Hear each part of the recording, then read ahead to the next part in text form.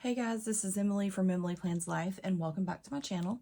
Today I'm going to be setting up my frankenplanner and for November, and I'll be honest, it totally snuck up on me because I was thinking, October has like 3 days this week, or I guess 2. So I was real surprised when I realized there's no Halloween week in my October. So luckily I'd already kind of figured out what I was going to do, how I was going to decorate November that first week. But anyway, so today I'm going to be figuring out my discs and the covers I'm going to use. I do have my seasonal stuff out because I'm a very seasonal planner in the fall, since fall is my favorite. And so I'm going to flip to some things that I have used before in November. So of course I always keep, like, if there's any seasonal dividers that I like. So like both of these, I think we might go with that one this year. And then these are, this is a piece of vellum that I got at Hobby Lobby, and I just like punched it out, cut it down and punched it out, and then I layered it over this Thankful scrapbook piece of paper. So I definitely want to use those. And now I need to figure out what the actual cover is going to be. So I don't have a lot of clear stuff. Have this one here that I think I used in September. And so I'm just going to play around with that and see if I like it. Oops. Sometimes this vellum kind of gets stuck on there. So I'll just sit it behind there. You can see that through the frosted cover. So that's kind of pretty. That's a maybe. But I don't care if it's, if you can't really see this paper through the cover, that's fine. And when I was flipping through before I hit record, I actually saw, I was noticing some of these inside covers. So some of those are actually really pretty. And there's one that I thought was kind of fallish. Let's see if I can find it. Oh yeah, right here. So, I mean, it's not really fall, but I kind of like the colors. So I thought they sort of were fallish. So that's a maybe. And then I'm just going to keep going through here. Something neutral like this is always a good idea. Those always work with pretty much everything. Don't want it to go too bright. So some of these are kind of more what I would probably use in spring or summer.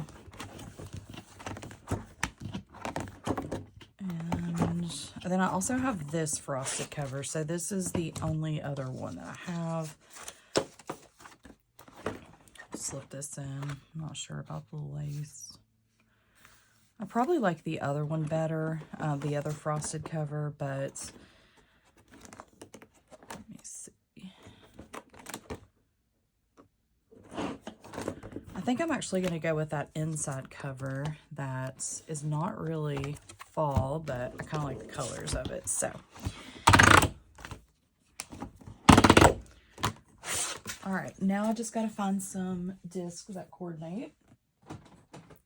So whenever you use the inside cover, the back of it, like what was the back of the planner, will actually be your front cover. And then, so you'll still see the outside on the inside here. Okay. So for this month in October, I've actually been using, I've just found some different colored discs, some gold, orange, and like this peach blush color. And I actually kind of forgot how much I really liked this black cover. It's one of those hard snap-in covers, which I used to not like as much, but I actually really did like it. So that was kind of cool. All right, so these are the colors I'm looking for something to sort of match. These are ones I haven't used. They came off of maybe a Grace Place planner from last year. So right away, that blue really matches pretty well. So I'm thinking that's a maybe. These are metal disc, real pretty. And then what other options? Of course, gold would always go. And these are kind of fun. They do match that color pretty well, but I don't really have to use those. I think these sort of, I don't know if these are like rose gold or champagne or something. Those would probably go with this inside cover pretty well. But I think I'm going to use these since I've never used them. So let me get those discs on. I just put them on both covers at the same time.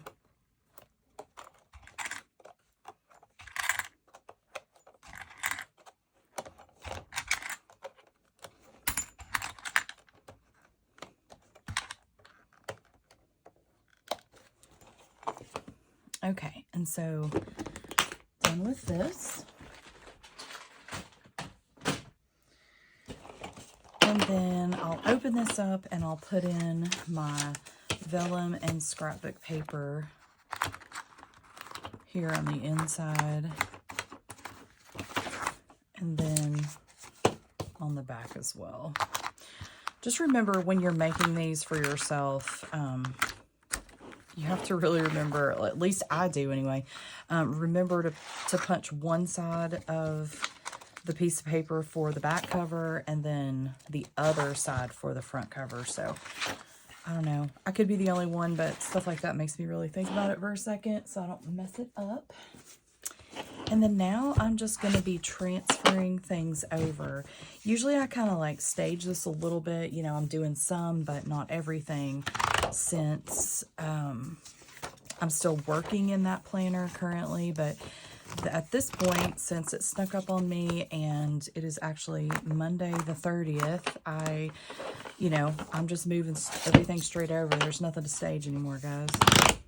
So my first section here, I didn't show you, but this is, again, is where I have like things that we do, birthdays to celebrate, anniversaries, and then some of my weekly planning steps that I have kind of gotten away from, but then the last couple of weeks I've been really trying to go over those. It really takes the guesswork out of what I need to do, and then that way I don't forget anything, because I was kind of feeling scattered there for a little bit and I couldn't really understand why, and then I realized I wasn't using those steps. So okay, so this is my top 3. It's a Post-it note that I'm trying to find to show you. Let's see. Yeah, so I got this at Target from Post-it. It is part of their, they have some really pretty colorful lines there. So I've been using one of these every month and like putting my top 3 things that I want to get done. So I will go ahead and move this out and put in a new one. So in October, I didn't have 3 goals. I just ended up doing 2, and then this fall Pyrex display might happen today, might not, might end up getting moved to November. We'll see. And then here's all of my pre-planning kind of stuff. So these are things that I do for like live CE and planning stuff. This is a page I could actually take out because I'd made a little sheet of the things I wanted from the fall release and where they were. So I like to kind of buy them in person sometimes when I can, to save some money when they're on sale. So I usually make a little chart. So Michael's, Joann's, or Hobby Lobby.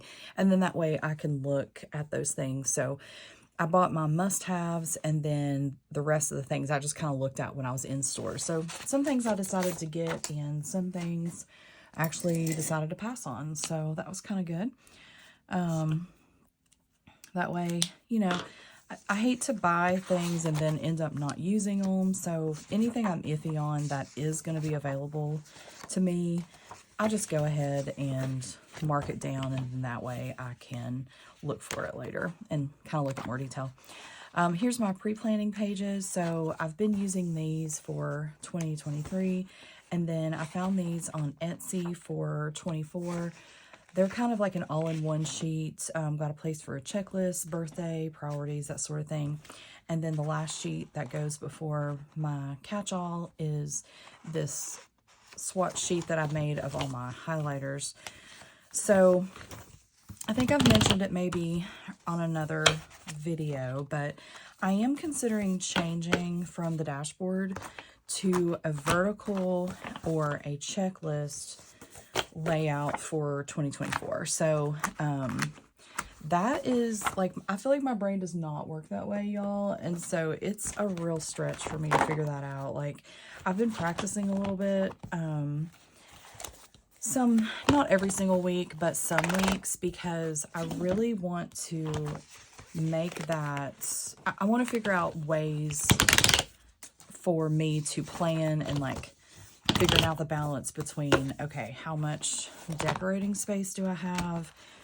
Where do I want lists? Like, what do I want to do? Because I don't plan the same way in a vertical as I do a dashboard. So it's been a little bit of a challenge, but it's been fun figuring it out. So here's a couple looks at things. So this was whatever I did in my dashboard, I've also been doing in the vertical. That way I can kind of see how it works. So this was one that I really liked, and it was kind of weird that I think this was the first week that, let me make sure. Okay, maybe this was, but one of these weeks was the first week that I didn't use mild liners to mark off my tasks. So for me, I'm a really visual person, and so it was kind of strange, like not seeing stuff marked out, because I just look for the blank space and then I know, or like the white space on there, and then I know, oh, that's still something I haven't done. But this week I just tried out putting little check marks on everything I did, and it worked out just fine. And then this past week, it has worked really well too. So we'll see. I like it. I liked it pretty good. It's different, you know. I'm not sure if I love having the checklist. You know, I'm only gonna have, or I'm already gonna have pre-made lines and stuff here. I'm not sure I like that, but I may give it a try. I also have a regular vertical to use if I end up hating the checklist. So I have actually been using this here to kind of make some notes about pre-planning, and then, hold on, let's see. Okay, yeah, so this was a week I absolutely hated, like hated. This stuff is too big, it was too busy. This was a week I liked. This one was okay, but this was kind of wasted space. I felt like it probably would have been better if I'd left it more open. And I'm definitely realizing I need at least 2 boxes on a vertical or checklist layout. I need more room to like write my plans, because I do like to put, you know, just even little tiny things like take out the trash or whatever. I like to put all that stuff on there because I don't have to think about it later, you know, I don't have to like remember to do it and all that kind of stuff. So after this video, I have absolutely got to clean up my craft room because it's a freaking mess right now. I have got piles on piles, and that is not the way I like to roll, but it is happening right now. All right, so after my catch-all dashboard, I've just been putting in my pages, like I said, for figuring out a vertical. So I'm just going to stick those in, and I'll just put a Post-it note on the first page of it. That way I can flip to it easily. And then a new section I started last month, haven't got super into yet, but it is called Clean House. And just found this cute little paper here, and then I'm going to keep trying to keep track of things that we're doing, some grocery planning, meal planning.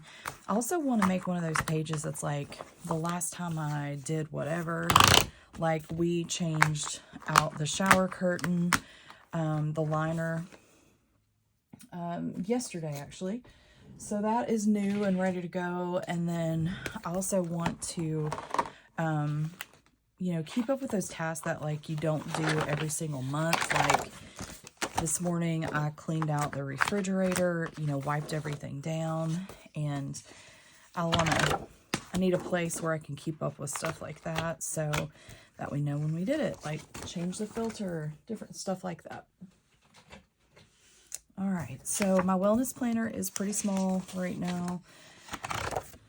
I just use the front cover of the month for, it was an actual wellness planner from Happy Planner, but they just don't work for me, so I'm not even going to worry about it this year. I'm just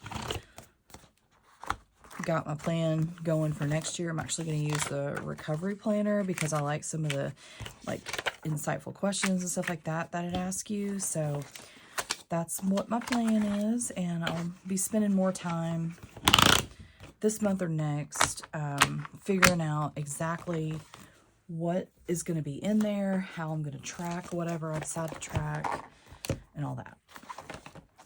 All right, so my next section is my creativity planner. So this is where I keep track of things like scrapbooking, if there is an event that I'm going to, if there's a scrapbook crop, some kind of a challenge at, you know, some website that I use online, like anything like that, all of that kind of goes in here.